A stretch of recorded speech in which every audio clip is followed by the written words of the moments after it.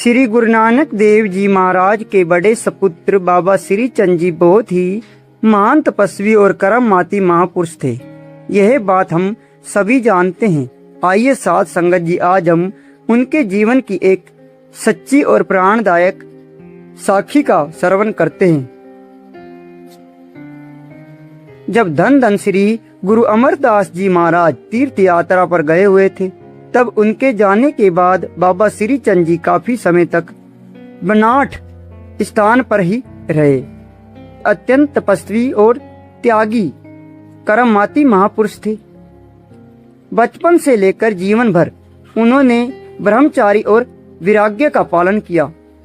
उन्होंने वेद शास्त्र और सनातन धर्म के अनेक ग्रंथों का गहरा अध्ययन किया था, लेकिन इतना ज्ञान होने के बाद भी उनके भीतर तनिक भी अहंकार नहीं था। सामान्य मनुष्य थोड़ी सी विद्या प्राप्त करके भी अपमान कर बैठता है, परंतु बाबा श्री चंद जी अत्यंत विनम्रता और निर्मल स्वभाव के थे।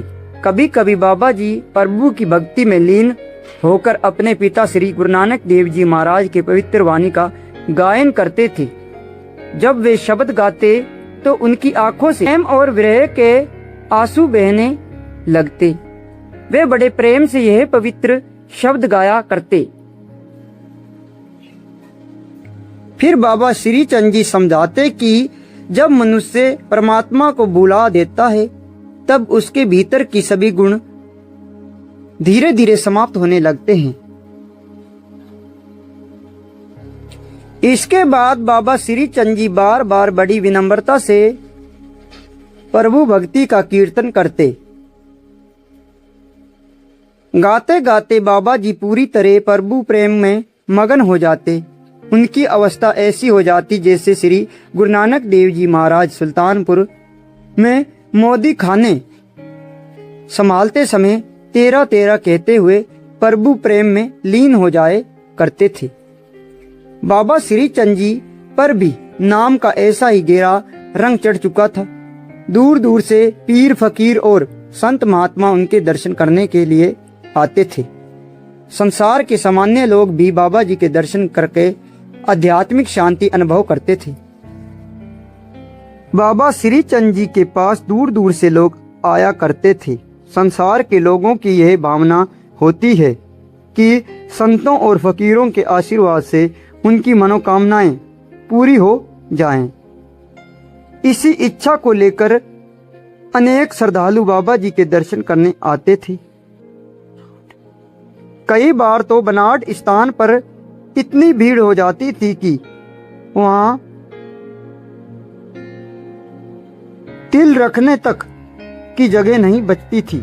इसी दौरान एक बार सिंध देश से आए कुछ प्रेमियों ने बाबा जी को बताया कि वहां के शासक लोगों पर अत्याचार कर रहे हैं, विशेष रूप से हिंदू धर्म के लोगों पर। उस समय इस्लाम का बहुत अधिक प्रभाव बढ़ रहा था। लालच और बल के सहारे लोगों को धर्म परिवर्तन के लिए मजबूर किया जा रहा था।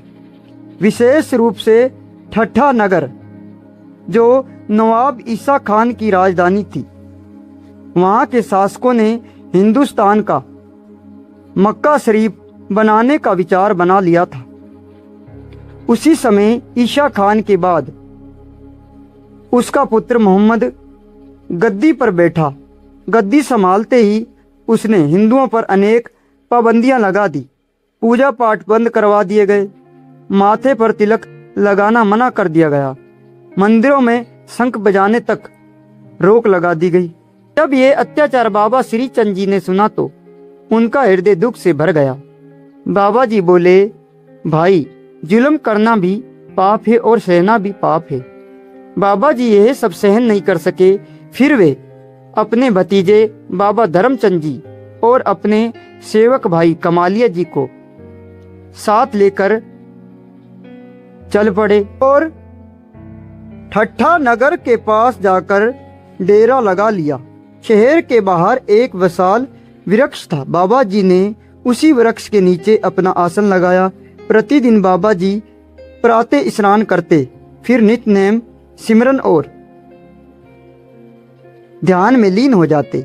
भाई कमालिया जी सेवा में लगे रहते। उधर बाबा धर्मचंद जी जो अभी बाल अवस्था में थे। भूख लगने पर पास के जंगलों में बेर खाने चले जाते थे।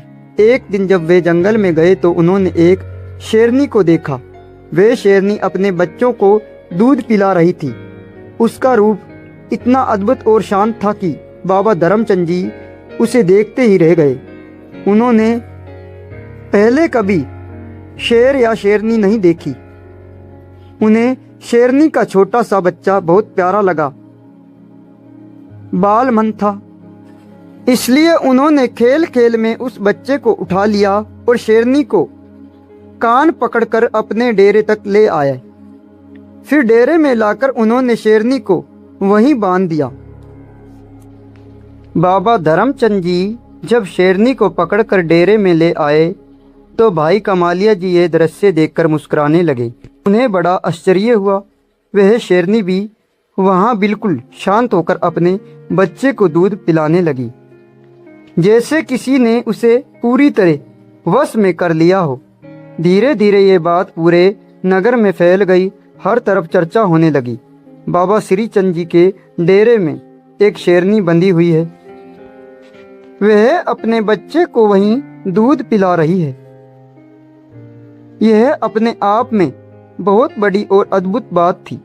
लोगों की भीड़ उमड़ पड़ी। दूर दूर से लोग उस दृश्य को देखने आने लगे। इतना शोर और भीड़ बढ़ गई कि बाबा श्री चंद जी की समाधि भी खुल गई। जब बाबा श्री चंद जी ने आंखें खोली तो सामने डेरे में बंधी शेरनी को देखा। बाबा जी मुस्कुराए। उस समय वहां उपस्थित लोगों ने बाबा जी की महान आध्यात्मिक शक्ति को अनुभव किया। हिंदू, मुसलमान, फकीर सबने श्रद्धा से बाबा जी को प्रणाम किया, क्योंकि साध संगत जी शेर का शिकार करना ही बहुत बड़ी बात मानी जाती है। लेकिन किसी शेरनी को उसके बच्चों सहित पकड़कर डेरे में ले आना और उसका शांत हो जाना, ये साधारण बात नहीं थी। ये प्रभु नाम की शक्ति और बाबा जी के आध्यात्मिक अवस्था का प्रभाव था। उसी नगर में एक व्यक्ति रहता था जो तंत्र मंत्र, जादू टोना और भूत प्रेतों को वश में करने में बड़ा प्रसिद्ध था। जब उसने ये समाचार सुना तो वह भी बाबा जी को देखने के लिए वहां आ पहुंचा। वह नमो नारायण कहता हुआ बाबा जी के पास आकर बैठ गया। फिर उसने विनम्रता से पूछा, बाबा जी आपकी संप्रदाय कौन सी है? भाई कमालिया जी ने उत्तर दिया, यह श्री गुरु नानक देव जी महाराज के श्रेष्ठ पुत्र हैं। उदासी संप्रदाय से संबंध रखते हैं, तप, ध्यान और समाधि में लीन रहते हैं। यह सुनकर वह व्यक्ति बहुत प्रसन्न हुआ और बोला, आप तो जगत के गुरु कहलाते हैं। गुरु वही होता है जो मर्यादा में रहे और संसार को सही मार्ग दिखाए। लेकिन आपने तो एक नया उदासी पंथ चला दिया। पहले से जो सन्यासी परंपरा थी उसमें आपको क्या कमी दिखाई दी? तब बाबा श्री चंद जी मुस्कुराए और बड़े प्रेम से बोले, भाई सन्यासी का अर्थ केवल घर छोड़ना नहीं होता। सच्चा त्याग वह है जब मन संसार की मोह माया से ऊपर उठ जाए। बाबा जी ने आगे समझाया, जब मनुष्य को यह समझ आ जाती है कि यह संसार नाशवान है, तब उसके भीतर अपने आप वैराग्य उत्पन्न हो जाता है। फिर त्याग करने का प्रयास नहीं करना पड़ता। जैसे किसी को हीरे की कीमत समझ आ जाए तो कौड़ियां अपने आप हाथ से छूट जाती हैं। बाबा जी बोलते हैं, हम गृहस्थ जीवन के विरोधी नहीं। मनुष्य गृहस्थ बने, परिवार संभाले, मेहनत और ईमानदारी से जीवन जिए, पराया हक ना खाए, यह भी बहुत बड़ा धर्म है। लेकिन यदि कोई साधु बन जाए और फिर भी उसका मन संसार में ही उलझा रहे तो ऐसा सन्यासी अधूरा है। फिर बाबा जी ने समझाया कि उदासी मार्ग कोई नया मार्ग नहीं, यह तो प्राचीन काल से चला आ रहा है।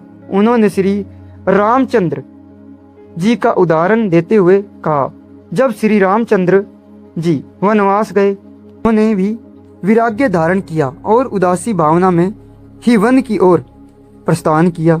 फिर बाबा जी ने अपने पिता श्री गुरु नानक देव जी महाराज का उदाहरण दिया। पहले गुरु जी ने गृहस्थ जीवन जिया, खेती की, परिवार संभाला, फिर संसार के कल्याण के लिए दूर दूर तक यात्राएं की और लोगों को सत्य का उपदेश दिया। यही सच्ची निराली पता है। मनुष्य संसार में रहे, परिवार में रहे, लेकिन उसकी चेतना प्रभु से जुड़ी रहे। बाबा जी की ये दिव्य वाणी सुनकर वह तांत्रिक पूरी तरह नस्त मस्तिष्क हो गया। वे हाथ जोड़कर बोला, धन्य है आप बाबा जी, और धन्य है आपके पिता श्री गुरु नानक देव जी महाराज, जिन्होंने आपको इतना महान बनाया। आज आपने केवल मेरे प्रश्नों का ही उत्तर ही नहीं दिया, बल्कि मुझे अपना श्रद्धालु भी बना लिया। ऐसा लगता है जैसे हरिद्वार, कुरुक्षेत्र गया और जगन्नाथ जैसे सभी तीर्थों का फल मुझे आपके चरणों में बैठकर ही प्राप्त हो गया। तब बाबा श्री चंद जी बोले, भाई, जब मनुष्य अहंकार छोड़ देता है तब उसे सब कुछ प्राप्त हो जाता है। फिर बाबा जी ने एक सुंदर उदाहरण सुनाया। एक बार एक गरीब व्यक्ति किसी धनवान के घर भीख मांगने गया। उस धनवान ने अपने नौकर से कहा, इसे धक्के देकर बाहर निकाल दो। नौकर ने वैसे ही किया। समय बदला, वही धनवान स्वयं गरीब हो गया और जिसे धक्के देकर निकाला गया था वही बहुत बड़ा अमीर बन गया। एक दिन वही गरीब बना धनवान व्यक्ति के दरवाजे पर भीख मांगने पहुंचा। उस व्यक्ति ने अपने नौकर से कहा, इन्हें अंदर लेकर आओ, आसन बिछाओ और प्रेम से भोजन करवाओ। नौकर ने वैसे ही किया। उसने बड़े आदर से उस गरीब व्यक्ति को भोजन कराया। जब वे व्यक्ति भोजन करके चला गया तो नौकर की आंखों में आंसू आ गया। मालिक ने पूछा, तुम रो क्यों रहे हो? नौकर बोला, ये आंसू खुशी और दुख दोनों के हैं। एक समय था जब यही व्यक्ति आपका नौकर था और आपके कहने पर मैंने इसे धक्के देकर घर से बाहर निकाला था। आज समय बदल गया है, मैं आपका नौकर हूं और आप उसी व्यक्ति को आदर से भोजन करा रहे हैं। यह सुनकर मालिक ने बड़ी सुंदर बात कही। वह बोला, मैंने ऐसा इसलिए किया क्योंकि पहले मुझे इसके घर जाना पड़ा था। कौन जानता है आगे फिर कभी मुझे इसके दरवाजे पर जाना पड़ जाए। आता तो भिखारी बनाते देर नहीं लगाते। कल यही धनी व्यक्ति आज भिखारी है, कल तुम इसके नौकर थे, आज मेरे नौकर हो। इस संसार में किसी अवस्था का भरोसा नहीं। फिर वह बोला, यदि मनुष्य जीवन में विनम्रता, दया और प्रेम बनाए रखे, चाहे वे गृहस्थ जीवन में हो या वैराग्य के मार्ग पर, तो उसका जीवन सफल हो जाता है। बस श्री चंद जी भी यही समझाया करते थे कि इस संसार की हर लीला में परमात्मा स्वयं ही कार्य कर रहे हैं। देने वाला भी वही है, मांगने वाला भी वही है और बांटने वाला भी वही है। गोलक में डालने वाले भी वही प्रभु हैं और गोलक से लेने वाले भी वही प्रभु हैं। इसलिए जब भी किसी मनुष्य को आवश्यकता पड़े तो उसे परमात्मा से ही मांगना चाहिए। माध्यम चाहे कोई भी मनुष्य बने, लेकिन याद रखना चाहिए कि असली दाता केवल एक परमात्मा ही है। बाबा श्री चंद जी के अमृत में वचन सुनकर वह गोरख सन्यासी पूरी तरह पिघल गया और बाबा श्री चंद जी का श्रद्धालु बन गया। धीरे धीरे शेरनी वाली यह घटना दूर दूर तक प्रसिद्ध हो गई। लोग इसे बाबा जी की अद्भुत कृपा और आध्यात्मिक शक्ति मानने लगे। लेकिन बाबा जी लोगों को यह समझाते थे कि चमत्कार से भी बड़ी चीज प्रेम और सत्य का मार्ग है। उन्होंने वहां के अत्याचारी लोगों को भी समझाया, किसी पर अत्याचार मत करो, सभी मनुष्य एक ही परमात्मा की संतान हैं। फिर बाबा जी ने गुरु नानक देव जी महाराज की वाणी सुनाई। अवल अल्लाह नूर उपाय, कुदरत के सब बंदे, एक नूर ते जग उपजे, कौन भला कौन मंदे।